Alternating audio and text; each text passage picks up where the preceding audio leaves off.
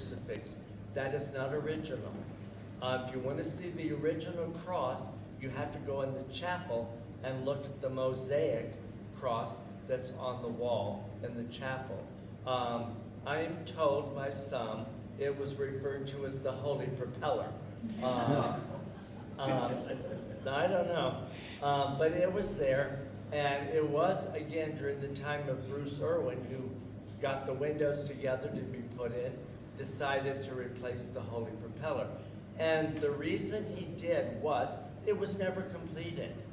In the original designs, and this building was designed by Dom Francis, who was a monk at St. Gregory's Abbey in Three Rivers, and that's what he did. He designed liturgical space. And so he designed this to be very balanced. He designed it with the mosaics because they did mosaics there. And so what was designed was the cross in the chapel in the center, and there was supposed to be an arbor of gold leaf metal, the same thickness as this altar rail, going around it. And at the top, there was to be a representation of God. And then there were two angels.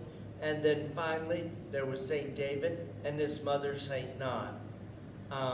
We only got the cross. They never did get the rest of the wrought iron work.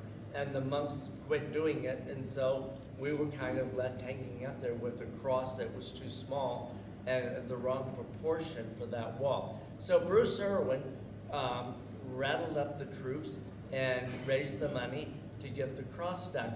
It was built by a man named George, who was living in Frankenmuth, was a carver there. He was a true German. And for 20 years before he immigrated to Frankenmuth, he played the part of Jesus in the Oberammergau plays. And so he studied it as much as he could to find out everything he could know or find out about Jesus. And so he said that in carving that, let me see, the cross is rosewood, the figure is lindenwood. Lindenwood is a real sacred tree in Germany, so that's why he chose lindenwood. It's also very strong and carves well. It is the life-size figure of Jesus based on the height of the average Jewish man in the 1st century. So it's 5 foot 1 inches tall, just the figure. And he carved it to represent, obviously, Jesus on the cross, not Jesus triumphant yet. That comes after the resurrection. And there's no carving of Jesus. Oh, in the sacristy, there's a small cross in the sacristy. That's Christus Rex. This is the crucifix. That's Christus Rex. Gary? Tell them who modeled for that cross. I don't know that. Joanne Creek. Oh, did you?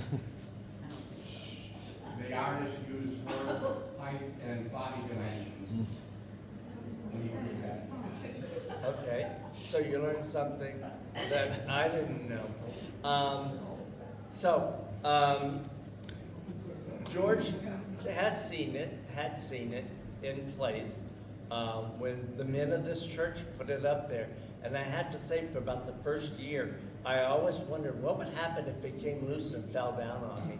But then that passed. When we did the chapel in the year 2000, I spoke to him again. He was still carving, and asked if he would be willing to do a cross for the wall behind the altar. And he said it would be his honor. And I said I would like it to be a Christus Rex, not a crucifix. And he said, I would agree, that's just what you need. Well, we looked at the plans and realized that anything that we put in the form of cross, the feet or knees of Jesus were going to be kneeling on my head. There was no way to get around that. And so if you will look at all the different banners that are used in the chapel, they all have crosses in them, and the crosses are higher than 5'8". So, Joe, that you're about my height, I think. I haven't recognized if I've been knelt on or not in that space. Yeah. Well, that's why there's no crucifix in that room, and also that there's just not enough space. So George said he was sad that we didn't choose him, but that he felt that we had one of his best works and that he was most proud of. George has since died, but one of his sons still has the carvery in Frankenmuth. The altar. The altar is made of Indiana limestone. It's solid. I suspect it weighs a whole lot.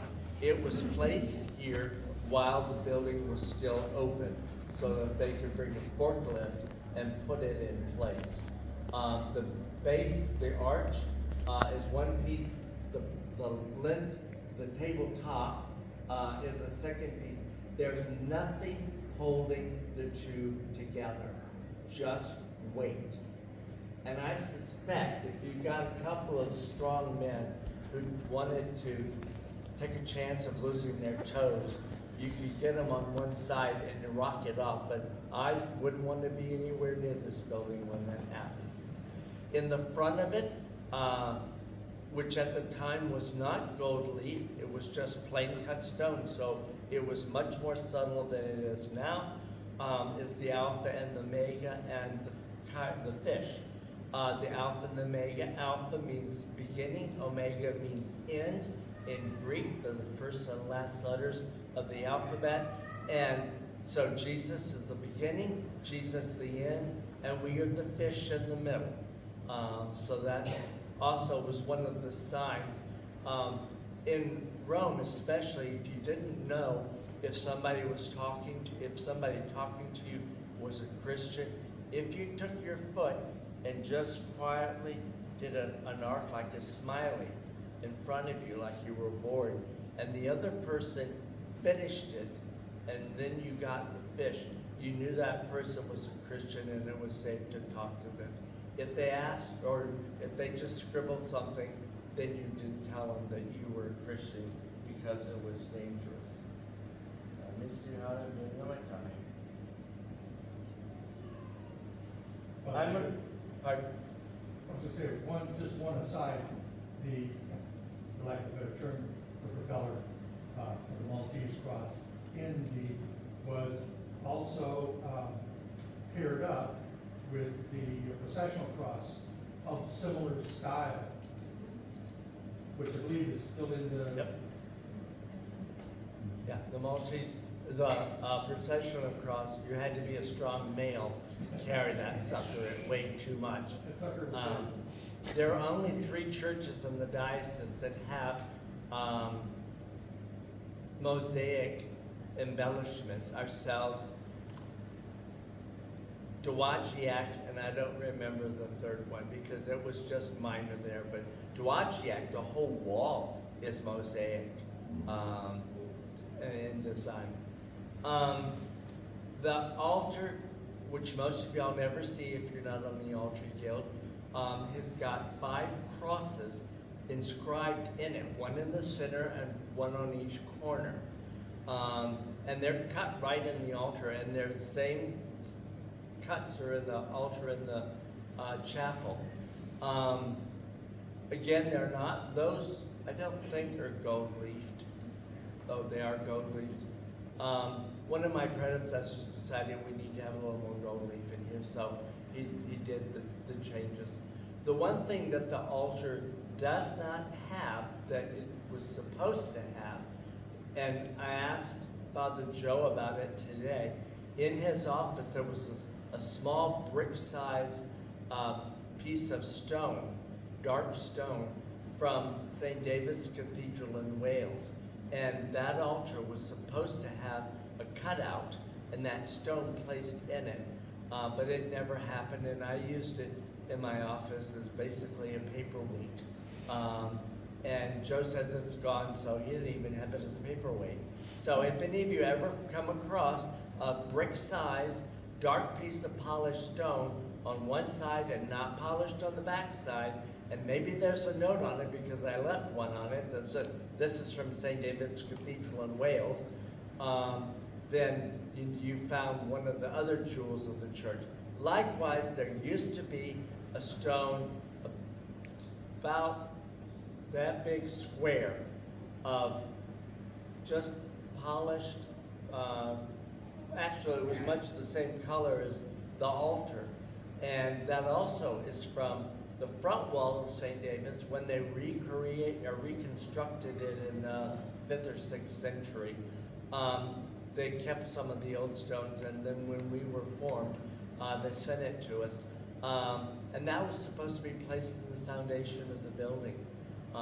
They didn't have it when they built the building, and so there is a cornerstone. It's right there behind that wall.